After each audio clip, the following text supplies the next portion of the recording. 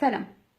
بغيت نهضر معكم اليوم في واحد الموضوع اللي داير جدل كبير على الفيسبوك ما بين المغاربه والجزائريين والسوريين وبزاف المتتبعين ملف اللاجئين السوريين في العالم، واللي هو طرد السلطات الجزائريه لمجموعه من اللاجئين السوريين الى داخل الحدود المغربيه. والمشكله ماشي هي نوضحوا باللي الجزائر قامت فعلا بهذه المساله، وهذا الشيء واضح في الفيديوهات اللي عرضتها امبارح قناه مابي ان تي في وانتشرت على مواقع التواصل الاجتماعي، واي واحد يقدر يلقاها على جوجل ولا اليوتيوب، واللي كتبين كيف السلطات الجزائريه دارت هذا الشيء. ولكن للاسف اللي تيقلب على هذه الفيديوهات غيلقى باللي كاينه بزاف الصور والفيديوهات قبل اللي كتوضح باللي السلطات الجزائريه هذه ماشي المره الاولى، وانما هذه المره العاشره ولا المره الخمسين اللي كديرها السلطات الجزائريه مع المهاجرين واللاجئين السوريين. وللاسف اكثر من برا المغرب قام باستقبال هذو اللاجئين السوريين، وحتى احيانا كانت تدخل مباشر من الملك محمد السادس باش يسوي وضعيه انسانيه صعيبه للاجئين السوريين. ولكن للاسف كل مره كتخرج علينا الصحافه الجزائريه الوقحه اشباه مستخدمي مواقع التواصل الاجتماعي. علاش كنقول اشباه؟ هما ما كيعبروش بالضروره على الشعب الجزائري، لانه الشعب الجزائري كاين فيه اللي كيعجبو شنو تيكون فيه النظام الجزائري وكاين اللي ما كيعجبوش، ولكن هذوك اشباه رواد مواقع التواصل الاجتماعي، حسابات ما عرفت شنو استخباراتيه ما عرفتش تابعه لشكون، كيرجعوا باش يسبوا ويعايروا في المغرب والدوله المغربيه والمغاربه، وتيقولوا المغرب هو اللي كيطرد اللاجئين السوريين. عباد الله، ضربوا شي دوره في المغرب، سيروا الادارات الرسميه، شوفوا كيفاش كتسوى وضعيه المهاجرين الافارقه غير الشرعيين، والعدد ديالهم ماشي 1000 و2000 وانما مئات الالاف.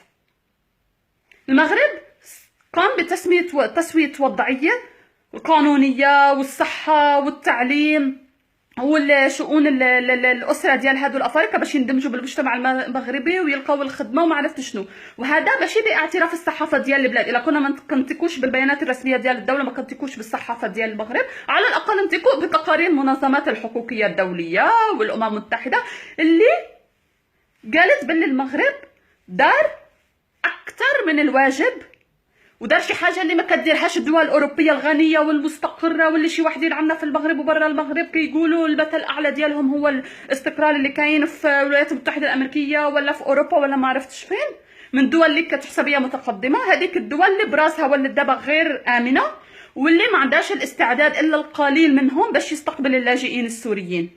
في الوقت اللي المغرب استقبل اللاجئين السوريين واستقبل المهاجرين الافارقه غير الشرعيين، وفي نفس الوقت كيخرج علينا شي حاجه ما بين مزدوج كتسبى وقاحه الدوله الجزائريه باش تقول باللي المغرب ما دارش الواجب ديالو. الا كانت الدوله الجزائريه كتقول على راسها هي بلد المليون شهيد، انا كنشوفهم ما عندهمش مليون قلب انساني، لانه هذه ماشي اول مره ما كيستقبلوش اللاجئين السوريين. وثاني حاجه، الا كانوا هما كيخرجوا باش يقولوا في العلن احنا الداعمين للعروبه والقضيه الفلسطينيه والشرعيه في سوريا، شغلكم هذاك تقولوا الشعارات اللي بغيتوها. شعارات راها فابور ما كيخلصوش عليها فلوس، خاصه في مواقع التواصل الاجتماعي. ولكن العبره هي شكون اللي كيطبق هذيك الشعارات، شكون هو اللي دار اول مستشفى ميداني عسكري في غزه ايام كانت غزه منكوبه، المغرب. شكون هو اللي كيتهلى ماديا ومعنويا بالقضيه الفلسطينيه، شكون اللي كيدعم الشرعيه، شكون اللي كيدعم القضيه الفلسطينيه بحق، شكون اللي كيوقف فعليا في الامم المتحده ضد الاستيطان الاسرائيلي، المغرب. شكون اللي كيقول الشعارات، الجزائر. دابا عافاكم، الا كنا احنا في المغرب كمغاربه، إلا كانت الدولة المغربية دارت كل هذا الخير مع المهاجرين الأفارقة ومع اللاجئين السوريين، غير مسموح يخرج واحد في أي مكان ويحاضر على المغرب بالشرف ويحاضر عليهم بالإنسانية والأخوة والعلاقات ما بين الجيران. أنا اللي بغيت نقوله، يحشموا شي مغاربة اللي خرجوا دابا على الفيسبوك وكاع مواقع التواصل الاجتماعي تيقولوا ايوا بلاش المغرب يدير فيها باللي هو بغى يستقبلش هذوك اللاجئين على حساب تصفيه الحسابات ما بين المغرب والجزائر والتوتر، وخلي المغرب انساني. والمغرب انساني شحال هادي؟ المغرب انساني، الجزائر اللي ماشي انسانيه.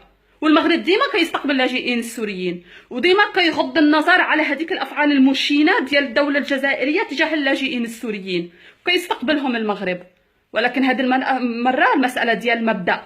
دابا انا نسلفك 1000 درهم وانت عندك الفلوس وما بغيتش ترجع لي اياهم، ومن بعد تجي تقول لي وخلصي على هذيك القهيوه اللي ب10 دراهم، انا نقول لك بزاف انت فيك بزاف من الوقاحه وقله الحياه،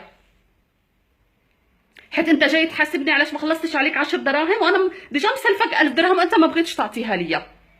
دونك هذه هي مساله مبدا، هي ماشي مساله يستقبل المغرب 100 ولا 200 لاجئ سوري. المساله ديجا استقبل بزاف اللاجئين سوري، والجزائر ما كتستقبلش وكتخرج باش تقول انا هي اللي صديقه للشعب السوري. الصداقه ماشي بالهدره، صداقه بالافعال. ويا ريت احنا نتعلموا قبل ما نطالبوا من الدوله ديالنا تنصف البراني ولا تنصفنا، تعلموا حتى احنا ننصفوا الدوله، لانه هذيك الدوله كتعبر علينا بحال ما احنا جزء من هذيك الدوله. هادشي اللي بغيت نوضحه، وماشي اول مره الجزائر تدير الحاجه الخايبه وتلصقها في المغرب، ويخرج علينا شي مغاربه بحال ما كيخرج شي جزائريين وبغاو يلصقوها حتى هما في المغرب. ليه عنده شي حاجه على المغرب يقولها، ولكن ما يقولش الباطل، يقول وحنا نجاوبه، يقول ولكن بالدلائل. بحال ما الدبلوماسيه المغربيه والدوله المغربيه خرجت لكم الوثائق والفيديو، وماشي اول مره كتخرجهم لك يوضحوا الحقيقه ديال طرد الدوله الجزائريه للاجئين السوريين. اللي بغى يقول شي حاجه، هنا المغرب الصحافه كلشي كيهضر، مواقع التواصل الاجتماعي كلشي كيهضر بحريه. الناس كاين اللي كيسب في الدوله، كاين اللي كيعاير في شخصيات مهمه في الدوله، حتى واحد باقي كيسو. الحمد لله كاينه الحريه، والحريه زايده في المغرب. دونك اللي ناقصه حريه واللي سادد على الجمعيات وعلى الصحافه العالميه هو اللي يحشم على راسه الدوله الجزائريه، واللي كيصفقوا ليها من الداخل. ماشي كل الشعب الجزائري، ولكن كاينين بزاف اللي كيصفقوا ليها. وشكرا.